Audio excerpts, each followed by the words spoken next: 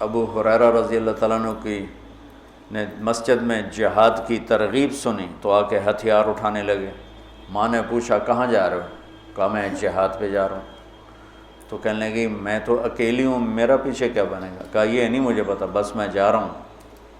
تو انہوں نے بہت محنت کی، وہ مانے نہیں۔ پھر انہوں نے اپنے چھاتیوں کی طرف اشارہ کیا، دیکھو میں نے تمہیں یہ دودھ پلایا ہے، اس کے واسطے رک جا۔ کہا نہیں میں نہیں رکوں گا۔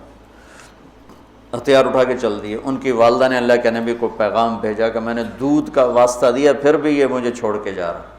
تو ابو ہریرہ جب آئے تو آپ نے منہ یوں پھیر لیا، میں آپ کو بتا چکا ہوں کہ آپ کی ناراضگی کی نشانی تھی کہ آپ دیکھ کے منہ یوں پھیر لے، آپ نے منہ پھیر لیا۔ تو ابو ہریرہ یا رسول اللہ خیریت تو ہے؟ کیا ہوا؟ کہ تیری ماں تجھے دودھ کا واسطہ دیتی ہے اور تو پھر ہتھیار اٹھا کے جہاد کو جاتا ہے، مجھے تیرے ایسے جہاد کی کوئی ضرورت نہیں، چل جا اپنی ماں کے پاؤں میں بیٹھ، وہی تیرا جہاد۔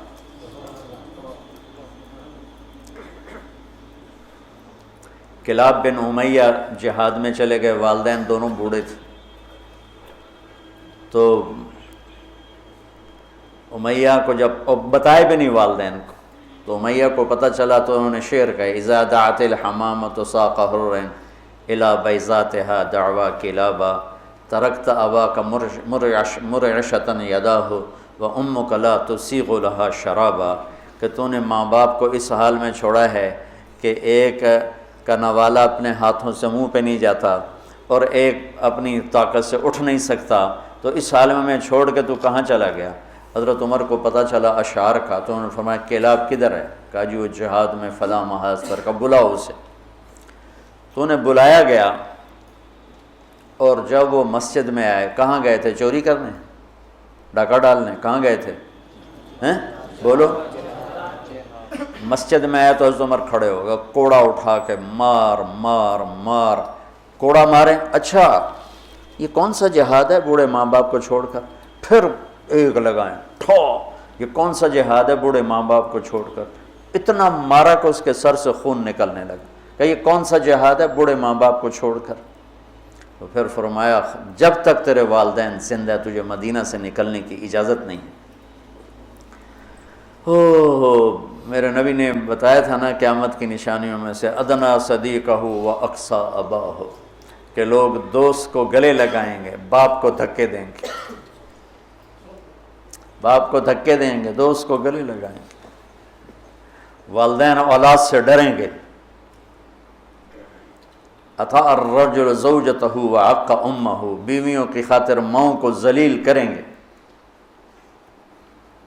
تو اس کو کیا ان تلد الامۃ ربتھا، بیٹیاں ماؤں سے نوکرانیوں جیسا سلوک کریں گی۔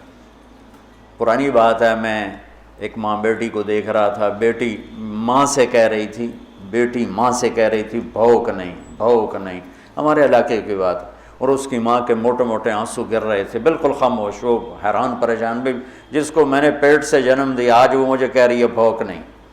تو یہ عام ہے کہ آج کل کی پڑھی لکھی نسل، انہیں نہیں پتہ باپ کسے کہتے ہیں اور ماں کسے کہتے ہیں۔ کوئی ماں باپ کا بھی ہے کہ وہ اولاد کو اس طرح لے کے نہیں چلتی جیسے چلنا چاہیے۔ پہلا قصور تو ماں باپ کا جو 3 سال کے بچے کو اسکول ڈالتے ہیں۔ محبت کی رسیوں کو کاٹنے والے والدین ہیں، محبت کی جڑوں کو اکھاڑنے والے والدین ہیں، جو 3 سال کے بچے کو اسکول ڈال دیتے ہیں اور ماں کی گود سے محروم کر دیتے ہیں، اور وہ بچہ جتنے گھنٹے وہاں رہتا ہے اس کے اندر ایک لاوا پکتا رہا۔ چونکہ میں ہاسٹل لائف گزار چکا ہوں، مجھے اس کا خود ذاتی تجربہ ہے۔ حالانکہ میں تو 11 سال کی عمر میں لاہور گیا، میرے والد مجھے ڈاکٹر بنانا چاہتے تھے، تو لاہور کے بڑے عالی شان اسکول سینٹرل ماڈل میں داخل کروایا۔ ہاسٹل لائف 11 سال کی عمر، میرا رو رو کے برا حال، 3 سال میں روتا رہا، پھر میرا دل پتھر ہو گیا۔ والدین کے لیے میری محبت مرتے دم تک پھر بیدار نہ ہو سکی۔ ہاں تبلیغ میں لگنے کے بعد میں ان کا ادب، احترام، خدمت، سامنے نہیں بولنا، پوری اپنی جاں فشانی کے ساتھ ان کی خدمت، لیکن میرے دل میں ان کے لیے محبت کی شمع نہیں جل سکی کہ انہوں نے اسے خود بجھایا تھا۔ تو اس میں والدین آج کل بہت روتے ہیں، لیکن اس میں ایک بہت بڑی وجہ خود والدین بھی ہیں کہ وہ بچوں کو وہ ٹائم جو پہلے 10 سال والدین بچے کو دے دیں، ساری زندگی بچہ والدین کو دے دے۔ تو میرا رب کہتا ہے کہ ایک میری ذات میں شریک نہ ٹھہراؤ، اور ایک والدین سے احسان سے نیچے ہمیں قبول نہیں، احسان تک پہنچو گے تو قبول ہوگا۔